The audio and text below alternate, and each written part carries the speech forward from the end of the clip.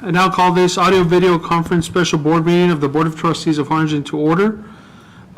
In pursuant to the Governor Abbott's temporary suspension of open meetings laws, this meeting will be conducted through audio and video conference. And we do have a quorum. Our first item on this agenda is public comments for agenda topics. Ms. Brown, do we have any agenda items? No, sir, we don't. Okay. Next is public audience for non-agenda topics. Ms. Brown, do we have any items for public audience? No, sir, we don't. Okay, thank you, Sonia. Next, we'll move on to item number 5, consideration and approval of the submission of a waiver to the Texas Education Agency to extend the start of the 2020-2021 school year transition beyond the 4-week limit. Presenter, Dr. Alisa Ayola. Thank you, Mr. President, board members, senior administration, audience, and certainly our superintendent, Dr. Cavazos. This evening, I would like to speak a little bit towards this agenda item that we bring forward this evening.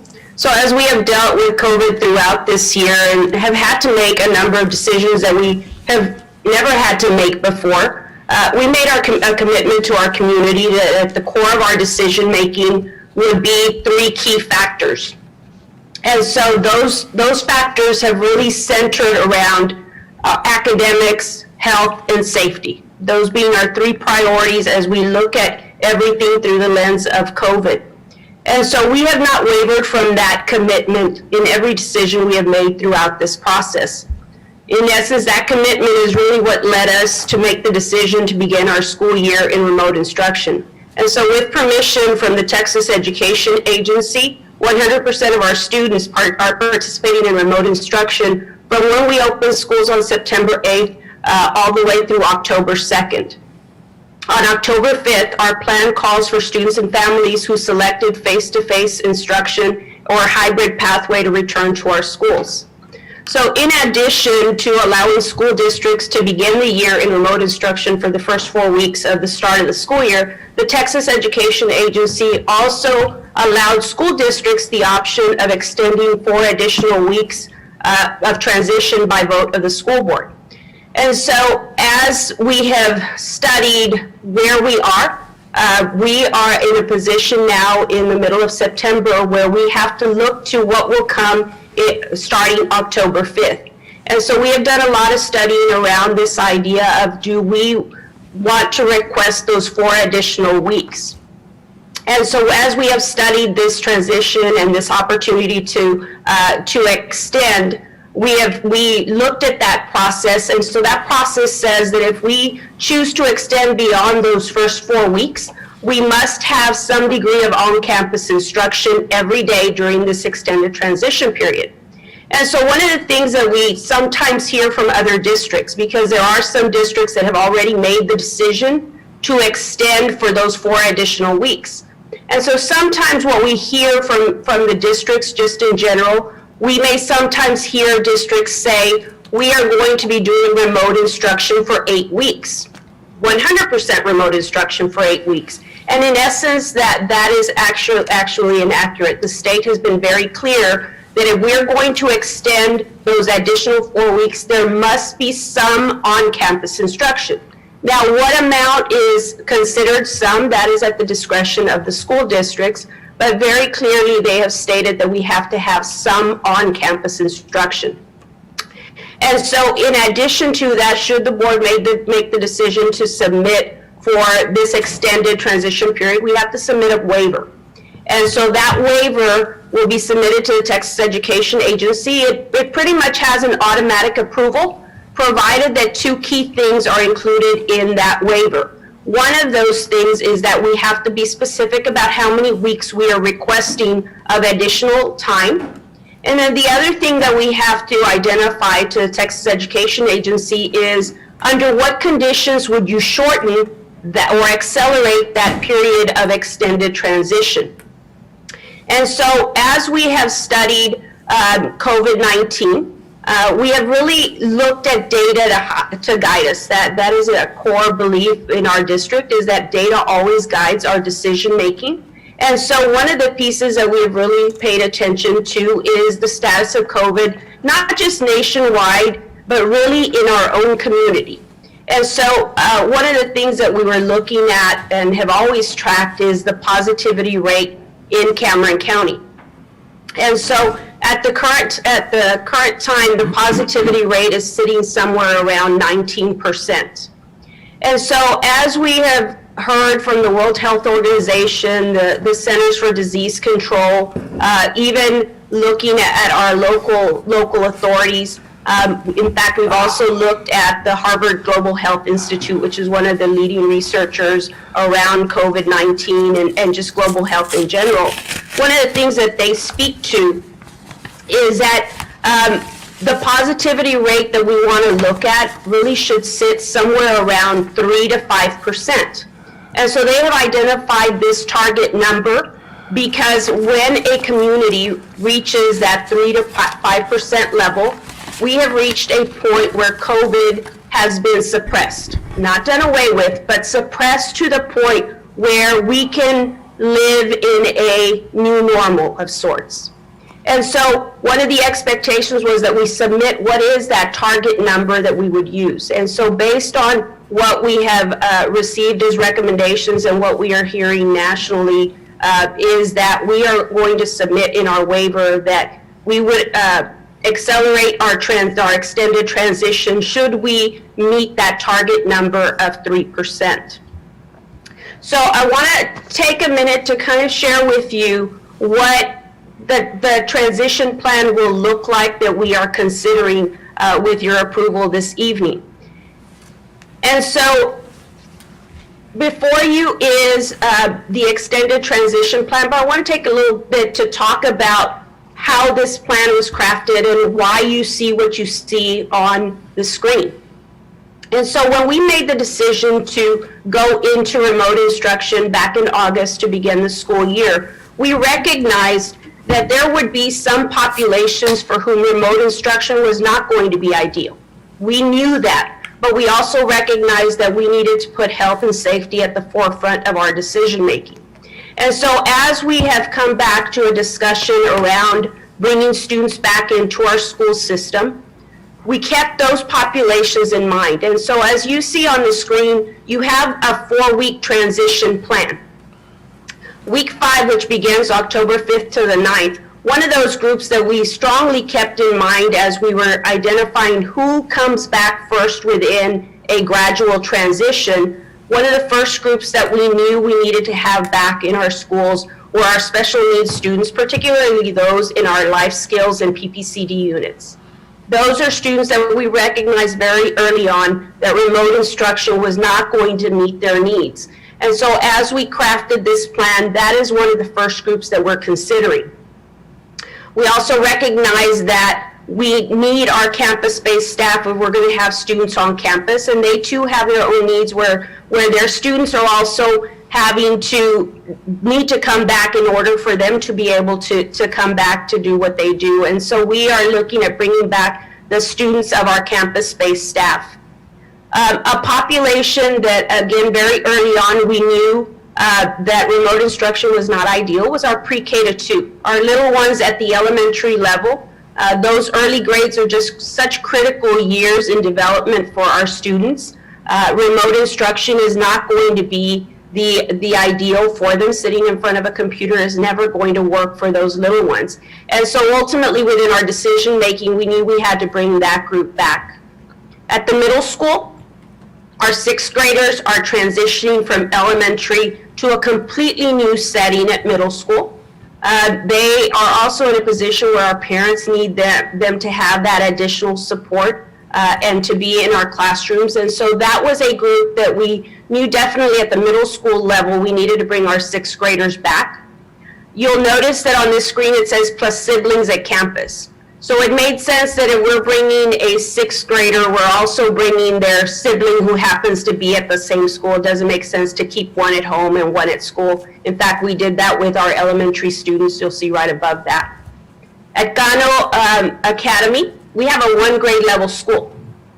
And so it was a decision on how do we bring back students gradually at that campus. And so ultimately we made a decision to go alphabetically and bring back our students A through G who selected face-to-face and hybrid that week 5. At our high schools, a critical population are senior students. They are at the point where they are graduating, they're looking to post-secondary, testing, getting ready for college, and all the things that have to happen senior year in order for us to get them to that next level. And so that was a critical population for us to look at the high school. Obviously, every student is important. Every student needs the value of face-to-face. However, as we looked at that population, 12th grade was really one that we needed to look at closely. In addition to that, at the high school, we have students that are in our career and technical education programming that are working towards certifications. And there are some certifications at the high school that require extensive contact hours. I'll give you an example with our cosmetology program. We have students that are needing face-to-face contact hours well over 300 hours. And so the only way that they're going to get those contact hours is if they are in our schools. The time that they invest at home does not count towards those contact hours. So we knew that that was a population that needed to have those opportunities to build their contact hours.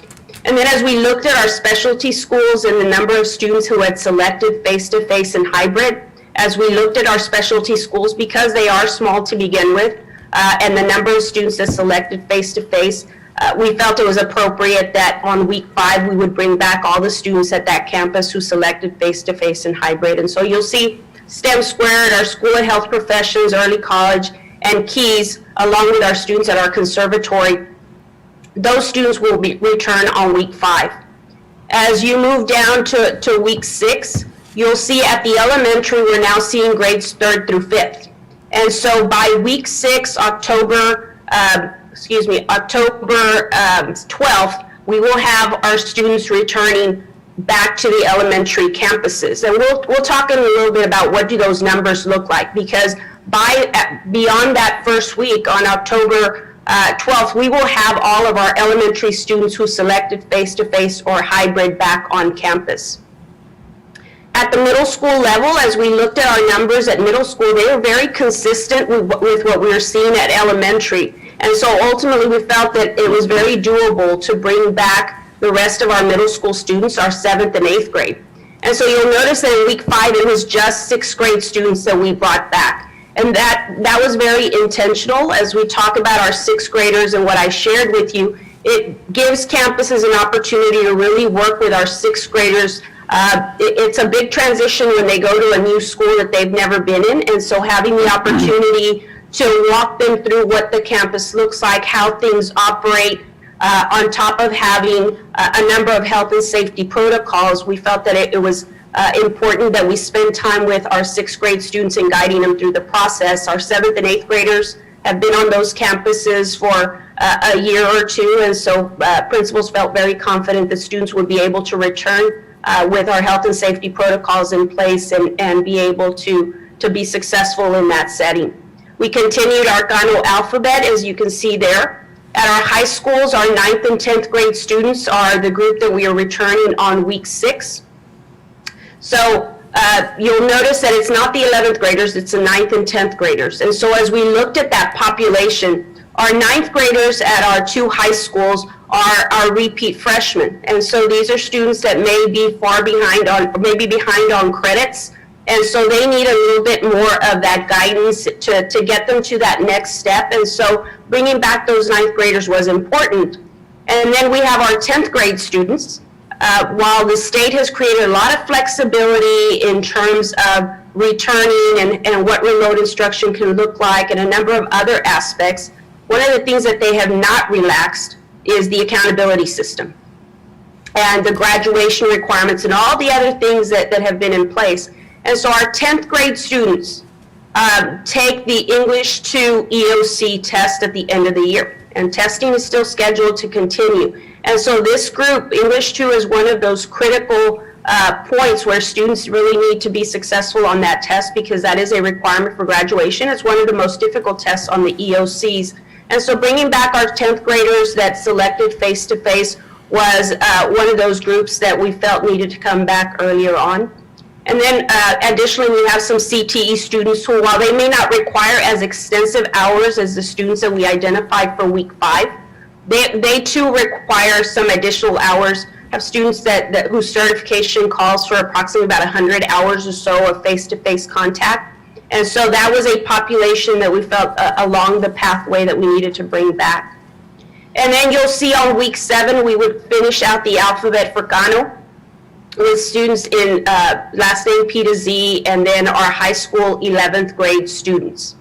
So you'll see on week 8 that week 8 does not have any populations in there. And so one of the things that we wanted to do, we are submitting for 4 weeks of transition, even though you will see that by October 19th, in essence, everybody is back that selected face-to-face or hybrid.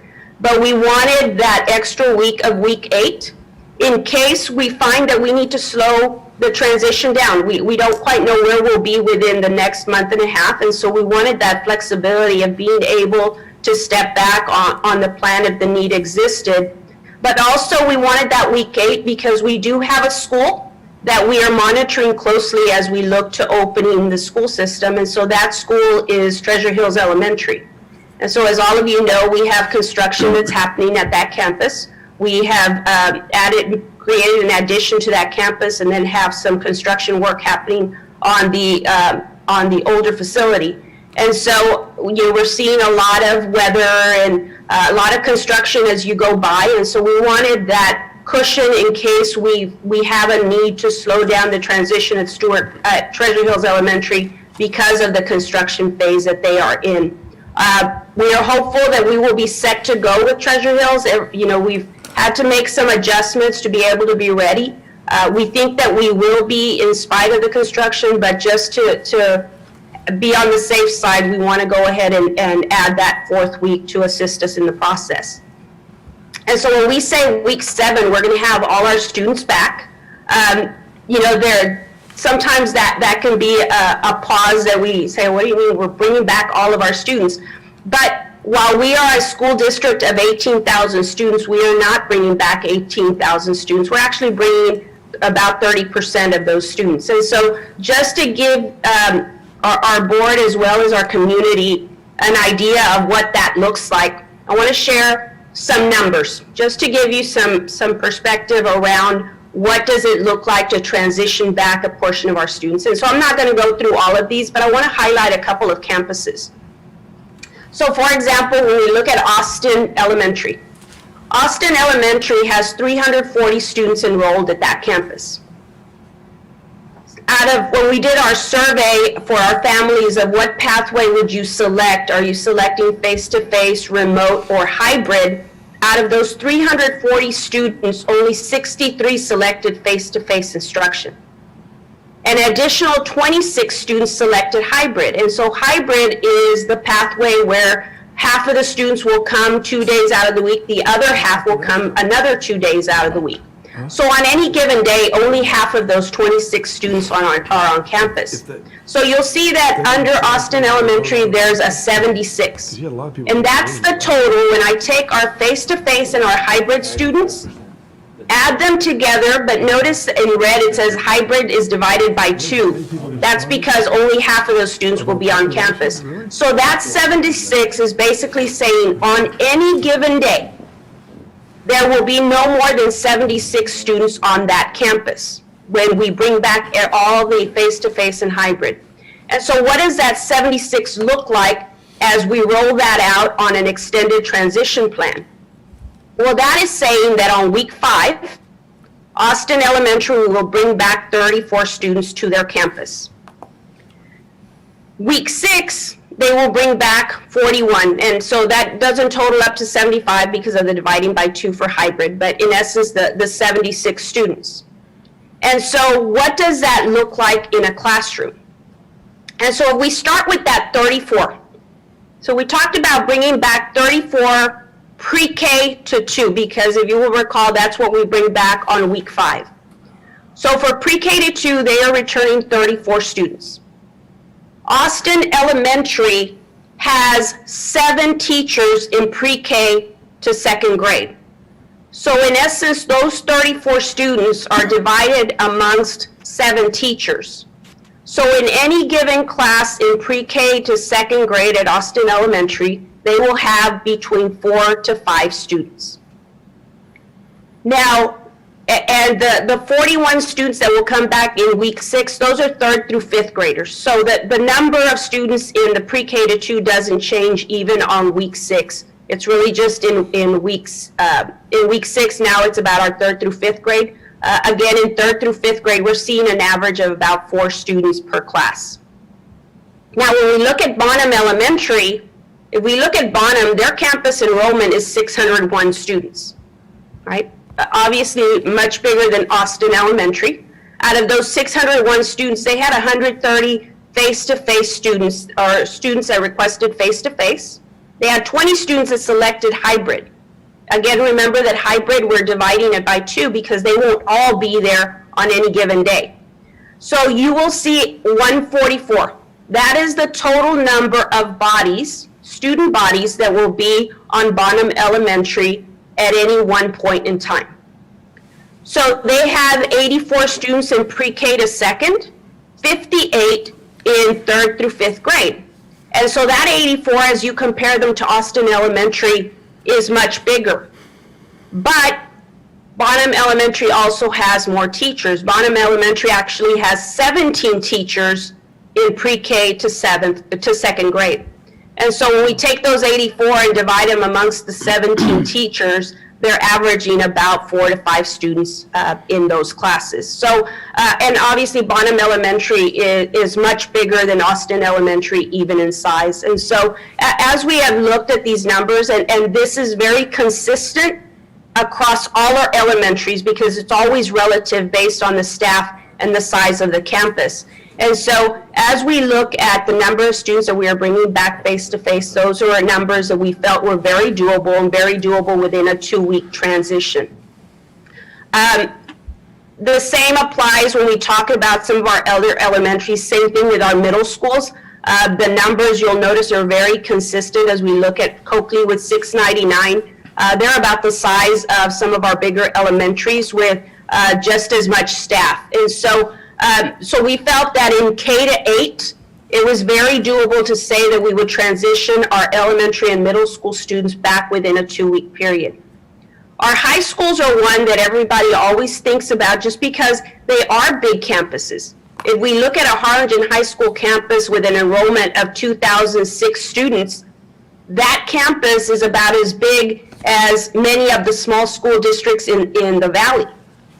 But when we think about it, it's also relative. It's the biggest square footage area across our entire district. And so when we look at their numbers, just to give you some idea what that looks like, 488 students are selected face-to-face out of those 2,000, 230 on hybrid.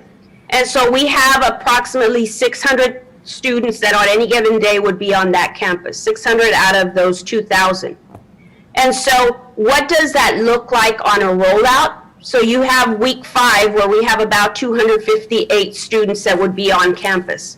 And you see the other numbers as they roll out. Again, very relative when we think about the fact that that campus has close to 200 teachers on that campus. And so when our students have all of their core teachers plus whatever their elective teachers may be, we are still seeing an average class size of certainly under 10, more like 6 students, give or take, per class. Dr. Mayola, can I ask you a question? I apologize, because this may pertain to as you're moving forward. If you go back, and this will be the case for all of the classes, but if you go to the slide before we had the elementaries, I used the first slide. I think we had Bonham. Oh, okay. Yes. You said on the bottom you had 601. There were 17 teachers. I don't know if you said that for Austin or you said that for Bonham. I said that for Bonham for Okay. your pre-K to 2. Okay, so what you're doing is you say, okay, we have 17 teachers and we have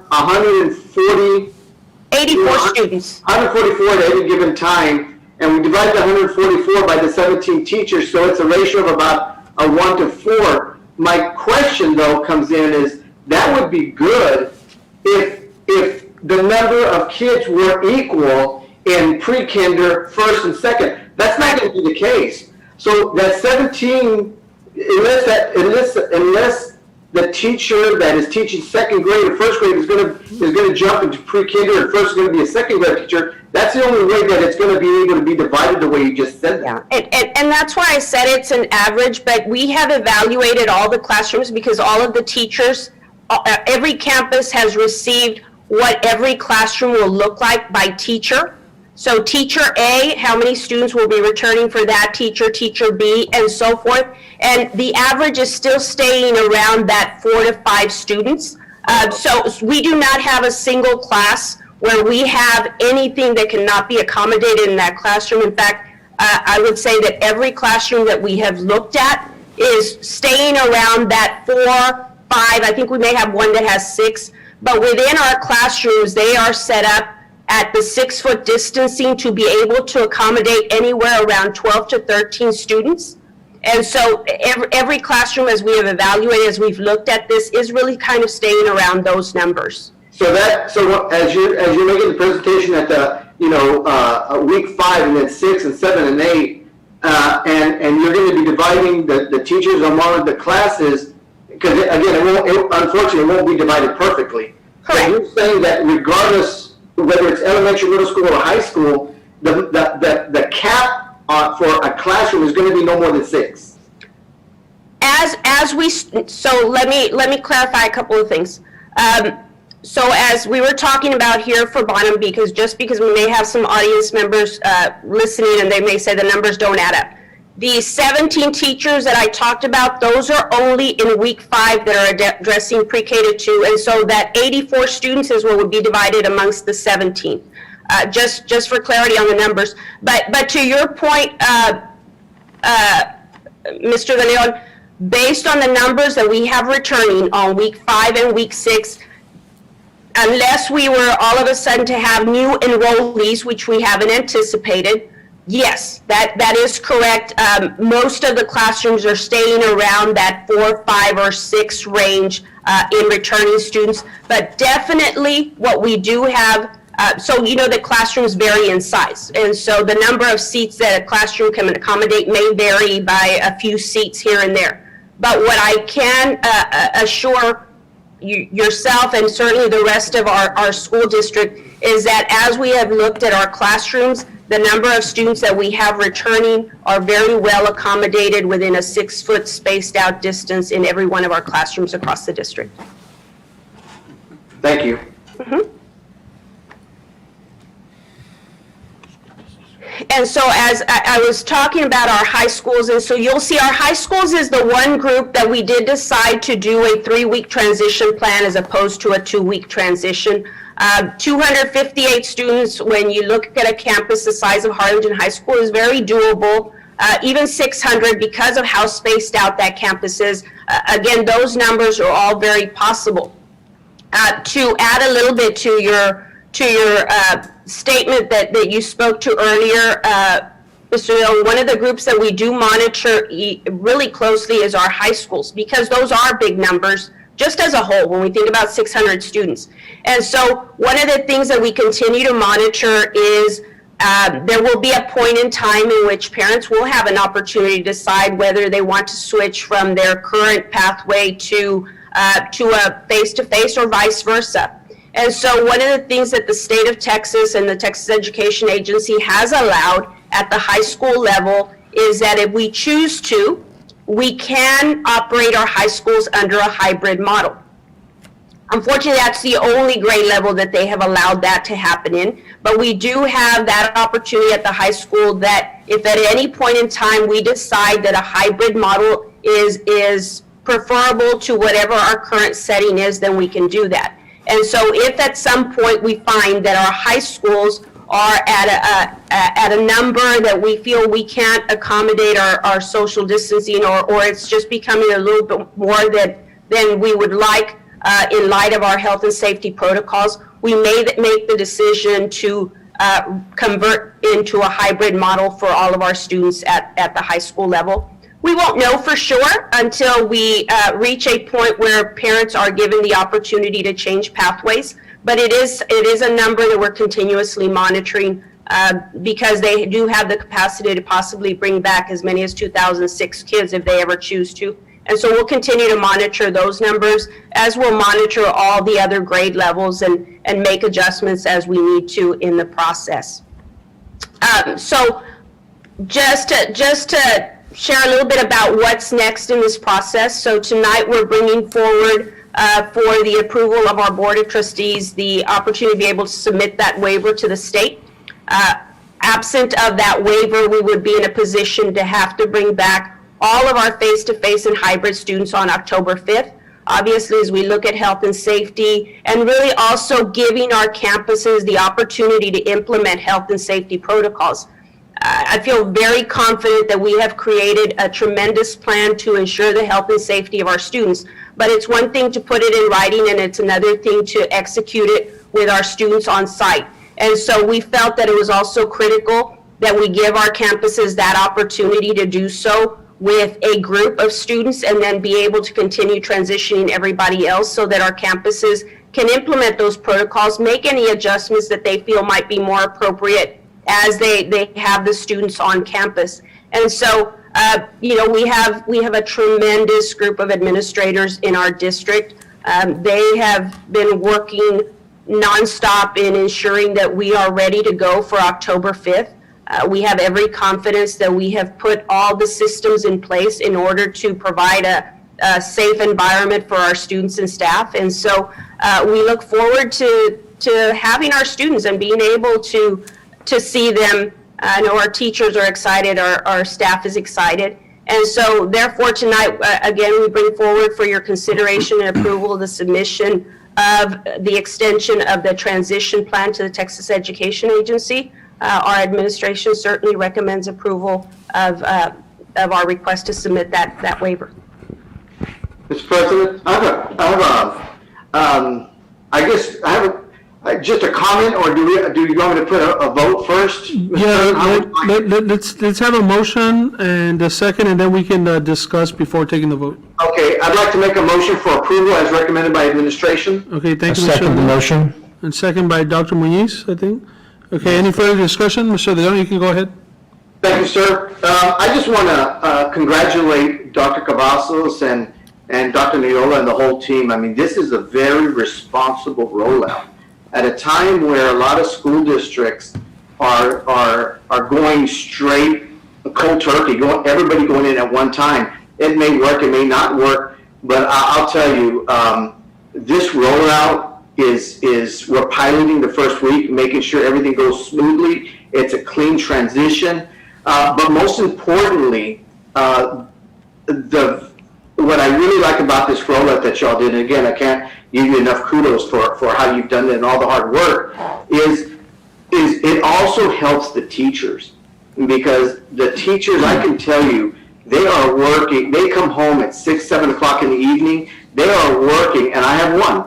They're working till 10:30, 11:30, 12 midnight, getting everything ready, and that's because they're not even face to face yet. This is just virtual, and so I think I can tell you that a lot of teachers are going to be very appreciative of this very responsible rollout because it gives time to continue learning. As we all know, we're building the plane in the air. We're all learning together. We're all making a little bit of mistakes together, but we don't learn if we don't make a little bit of mistakes here and there. But I think it's a very responsible rollout. I want to thank you for all the hard work, the administration you've been doing, Dr. Neola, Dr. Cavazos, and all the other administrators. It's strong. It's tough. It's going to be a huge challenge, especially for the boots on the ground, which is our teachers. I know they're up for the challenge. I don't think there's any other teacher better than the teachers we have at HCISD. But it's something that I think that it's going to benefit the community. It's going to benefit the kids, and at the same time, it's going to give the teachers a little bit more breathing room until they go full force. So thank you for this whole setup and how you incorporated it. Great job. Anyone else? Mr. President, this is Belinda. I wondered if, I think some of our community members may have a question about whether if we, approve this waiver, what are the implications for, our arts and our athletics? And I know that's not the focus of today. It's really very much focused on this very responsible plan for rolling out the next 4 weeks. But I wonder if we might have a few words just to give kind of an understanding of how these two things interact, because they certainly do. Absolutely, Dr. Reiner, and that has been a question. That was a question from very early on when we went into remote instruction. So as we talk about our extracurricular programming, one of the things that we shared early on with our community is that regardless of what pathway our students were in, whether it was face-to-face or remote, all students would have an opportunity to participate in extracurricular activities. And so what we have basically determined within this whole process is that on October 5th, we will allow our extracurricular activities to resume, but they will resume after school at the onset. And so all of our programming will begin their practices after school with an approved health and safety plan in place. And so you will recall that this summer we had our extracurricular programs, especially within our athletics and in our music programming, they held some summer practices. And they were extremely successful because both of these groups put together health and safety plans to guide their health and safety protocol processes. And we're so tremendously proud of the work that they did, because for as many weeks as we went, and really we only stopped because the state put some guidelines in place with how many students could, or how many people could congregate in any one location. But all of those programs did not have a single COVID case that was contracted within their programming. I will say we had one or two that happened elsewhere, and we were fortunate that those students that were impacted actually never made it to one of the practices, or to the practices while they were in that situation. But those protocols that these coaches and music directors put together were stellar, and they were one of the first groups that had to develop these types of protocols, and so they really led the charge in how we were going to do health and safety across our entire district. And so as we begin the school year, they will resume those types of participation programmings, whether in the morning or after school, depending on when they are hosting it. But again, the only way that those will continue is if in fact they have health and safety protocols for the practices. And then we're going one additional step of asking our coaches and directors that if they are participating in any type of competition, that they also have health and safety protocol plan outlined with regard to the game day. So it's one thing to have practice and have your protocols, but then the day of a game, it's going to vary from what it looks like at practice. And so they also will have a health and safety plan on how they will do their game day preparation, how it will look during that time, and then certainly afterwards. So I hope that addresses your question, Dr. Reiner. Thank you.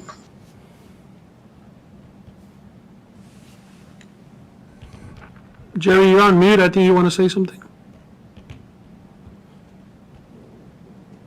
Thank you very much. Yes, I would just like to say that during this entire process from the beginning, from March on, we have been witnessing a process that of exploration and of seeking information and working with the medical community, working with our public health community, getting information locally, and as Dr. Noyola said, checking all the way up to Harvard.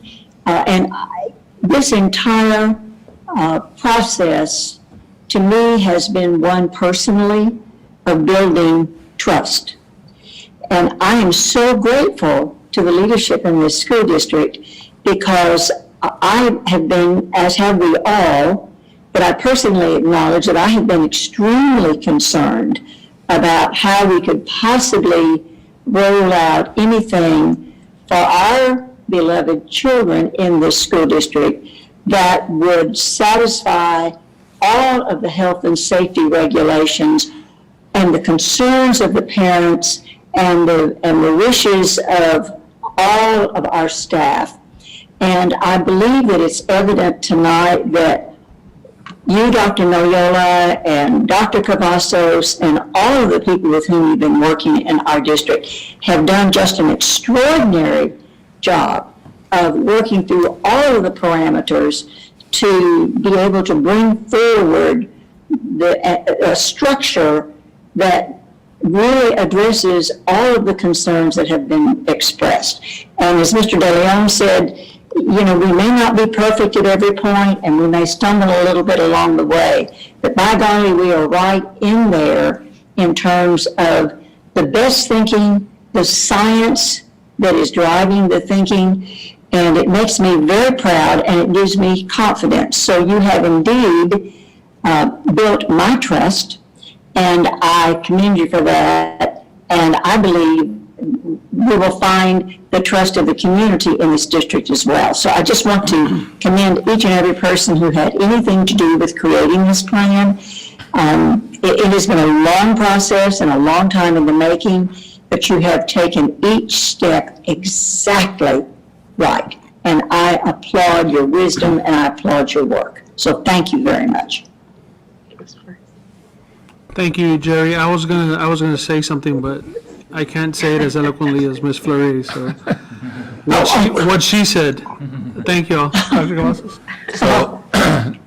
So, Mr. Hey, President. Eladio, just for the sake of the community, I know there's a couple, and Dr. Neal, maybe you can clarify this for the community and maybe even people in our district.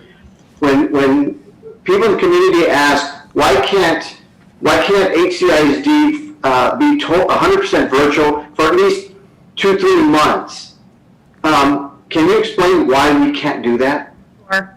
So one of the things that the Texas Education Agency has been very clear, even from as far back as March, was the expectation that we provide face-to-face instruction to families that chose it. If that is their choice, that they receive face-to-face instruction, we are bound to provide that. However, they did create some exceptions under which we didn't need to do that. And so one of those exceptions was if there was a local ordinance of sort that prohibited face-to-face instruction. And so we all saw that back in August when we had a local order that said we could not have face-to-face instruction until September 8th.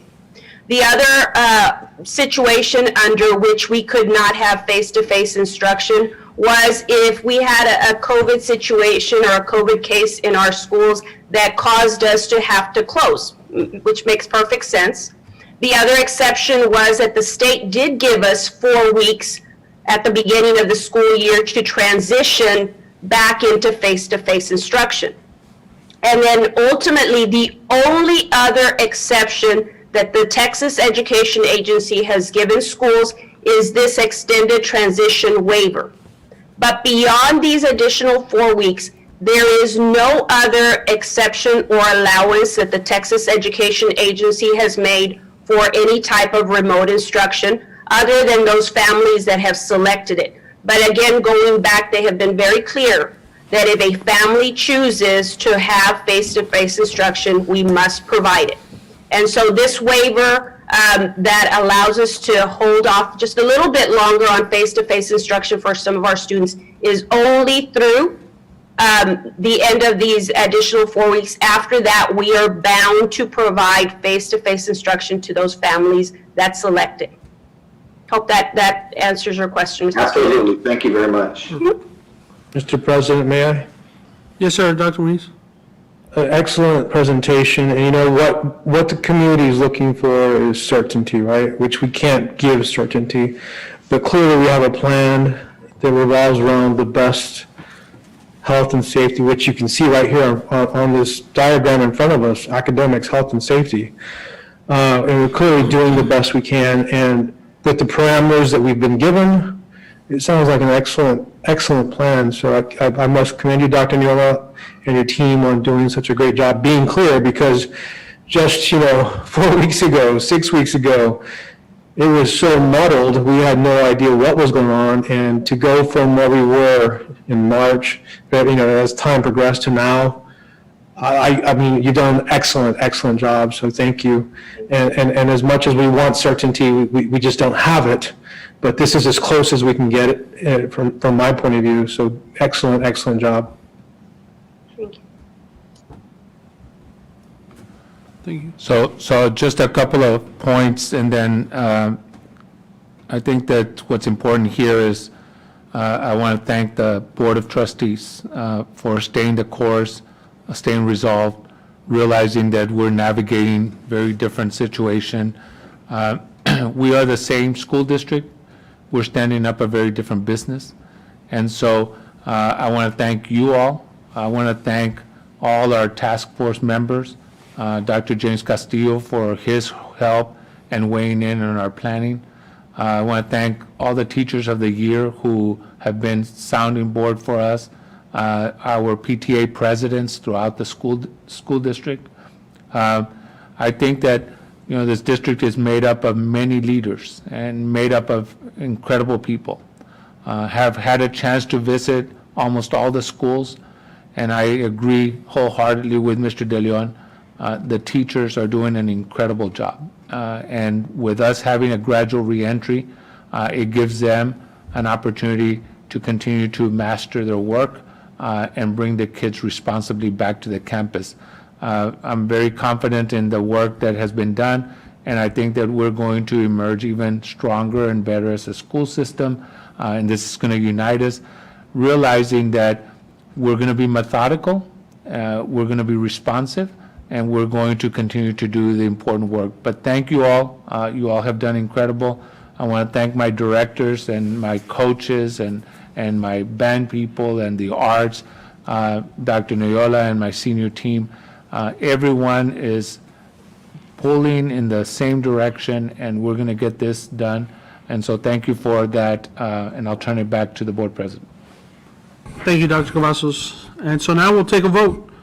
All those in favor? Aye. Opposed? Aye. All right, motion passes. Thank you again.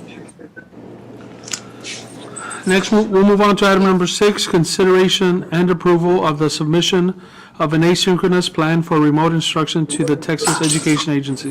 Dr. Noyola? Thank you, Mr. President, Dr. Cavazos, board members, senior administration, and audience. So when we made the decision that we would be providing the option to our families of deciding to receive their instruction via remote instruction or face-to-face or hybrid, one of the expectations from the Texas Education Agency is that we spent some time around describing what remote instruction was going to look like. And so we have to notify the agency that if we are going to offer remote instruction to our students, are we going to do that in a synchronous format? Are we going to do that in an asynchronous format? And so as we studied both formats, studied our communities, studied our resources, all the different things that impact what remote instruction will look like, we made the determination that an asynchronous plan best fit the needs of our school district.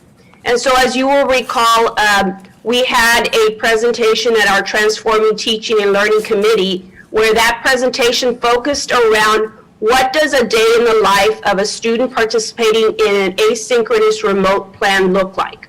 And so within that presentation, we shared with you the instructional schedule from the beginning of the day to the end of the day. What are our students doing throughout that time period? One of the things that we shared with you is that within our asynchronous plan, even though asynchronous is defined as a self-paced type of plan, we also have embedded quite a bit of synchronous instruction. And so synchronous instruction for our listening audience is instruction where it's happening live. The teacher is doing some direct teaching. The student is at the other end listening and participating in that instruction.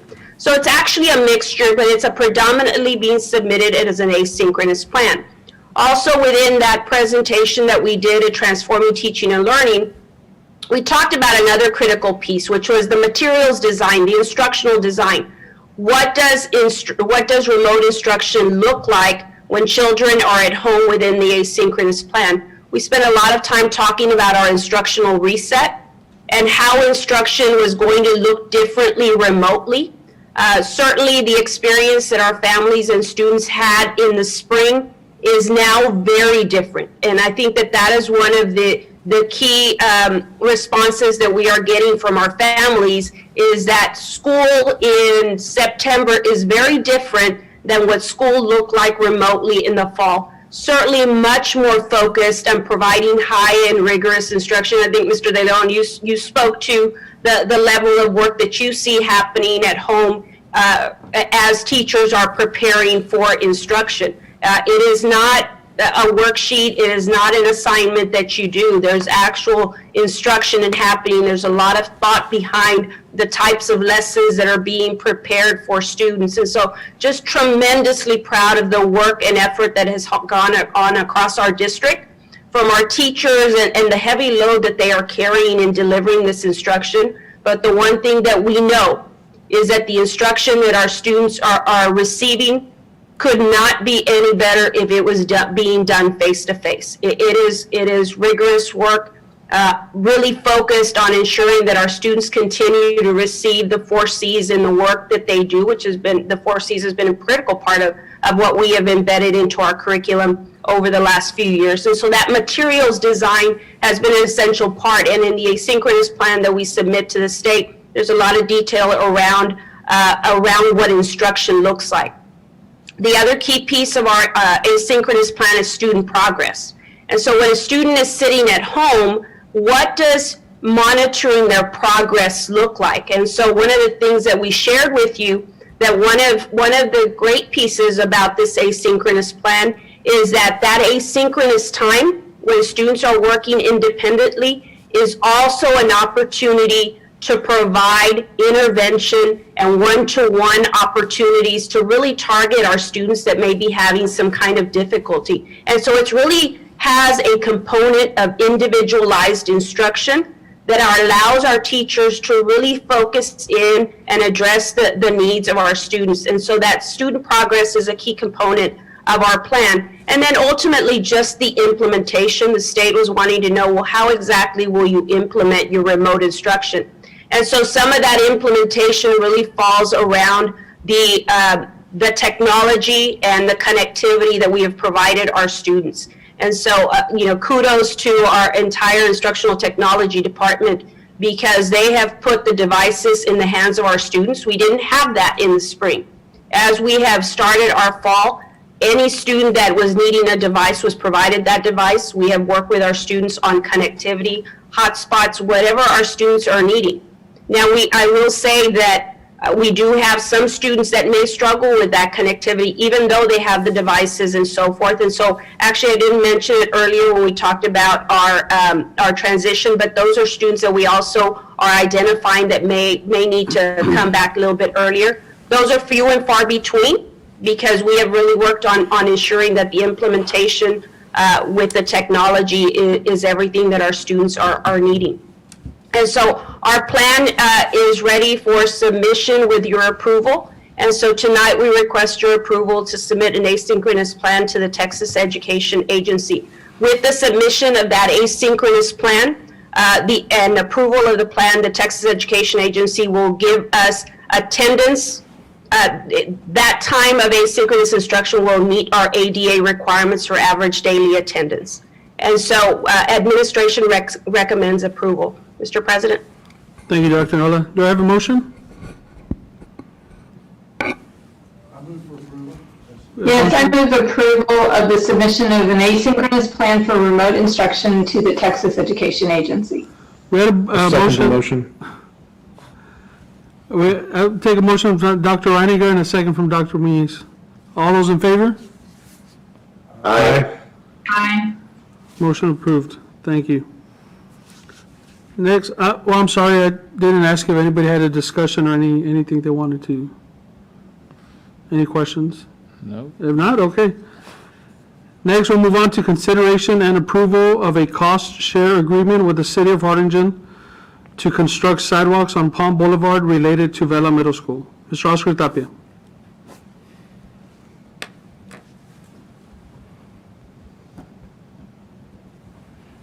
Is he muted, Shane? Do you mute it, Oscar? I can't see him on the screen. No, yes, I don't think, I just unmuted him. It just takes a second. There, can you hear me now? Yes. Yes. Okay. Okay, this particular project we're bringing forth was presented and discussed at the Facilities Committee meeting we held on September 2nd. And as you can see by the screen there, the green area is a section of proposed sidewalks that the city would like to partner up with us, where we would pay for all the construction materials, and the city would provide all the labor and equipment to build the sidewalks, to create a safe pedestrian walk for all our children and neighborhood and community. This is very similar to what we did a few years ago on Rio Hondo Road from 13th Street to 21st Street, where we paid for the materials and they did the labor and all the equipment. And we also did sidewalk on 13th Street from Rio Hondo south to Marshall, right in front of the high school. So this would be a very similar project. The bridge part is going to cost quite a bit more, but the city says that they will pay for that. They still need to finish the design drawings and bid it out and so forth, but they want us to move ahead and start with the sidewalk project. The materials cost is estimated about $96,592, but as in all the projects, something always comes up, so I want to add a little extra, $10,000 as a contingency in case something comes up. So it would be a total of $106,592, a not to exceed number. And this project, the limits would be on that south section where you see that red line is South Palm Court, and it would run all the way to the bridge, and then the bridge all the way in front of the school, and from the school up all the way to Business 83. So it's a pretty large section. As we discussed in the meeting, we're in favor of this project. We think it'll make it safer for our kids in the neighborhood, close to the school. So administration is recommending approval of this request from the city. I'll open it up for any questions. I'll turn it over to Mr. Powers, our facilities chair, as well. No comments. I think we discussed it in its entirety last week. It's a great project, one that's been needed for some time for the safety of the kids, and I'm really tickled that the city is going to partner with us and also pay for the construction and the materials of the bridge. I'd like to go ahead and make a motion to approve the cost share agreement with the city of Harlingen to construct the sidewalks on Palm Boulevard related to Vela Middle School. We have a motion by Mr. Powers, I'll second the motion. second by Dr. Muniz. Any further discussion? All those in favor? Aye. Aye. Opposed? Motion passes. Thank you. Next, we'll move on to adjournment to close executive session for, well, we don't have executive session, so we'll just move on and adjourn the meeting. Thank you all. We're still live.